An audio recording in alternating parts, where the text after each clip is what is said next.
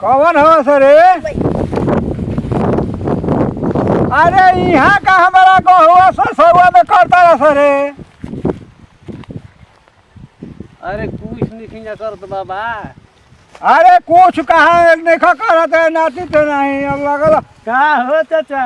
अरे भैया ये खेल बहुत दिन खेलनी अब तो पड़ल गिरानी और अपना यार के सान बुझावे हमसे कहे कहानी। देखा भैया है मैं हमार बहुआ सरसों कुल लथा दिलवा कहता जे हमनी के कुछ नहीं खींचा कर। अरे छोड़ो चाहे दो हनी के फेरा में का पड़ल वाला हनी के जानत नहीं खा यानी बेलन टाइम। अरे बचवा बेलन टाइम का कहला रे? अरे बेलन टाइम माने लव स्टोरी प्यार कर मोहब्बत एक ही में मोहब्बत करत न सा। हां यानी के फेरा में का वाला जा जा जा तू। अच्छा अच्छा तू यानी के काम ठीक बा बचवा तब हम जाता हां जा जा काम न तो गड़बड़ा हनी के चलो जा तू हुने। अरे अरे अरे तू जो मत तू अपन काम बना ले आ हम जातनी अच्छे।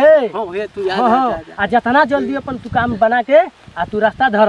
हम जातनी हम तो मार के हाथवा गोड़वा तोड़ देले रही तू बुढ़ावा ताहा बचा दहनी तारा के भगवान हो गई नी। जा ऐसन कुल काम हर ना कइला के आड़ा में जाय के कइल जाला ई रास्ता चलन तो बाटे आदमी आओ जात रही। हां रास्ते में जातनी।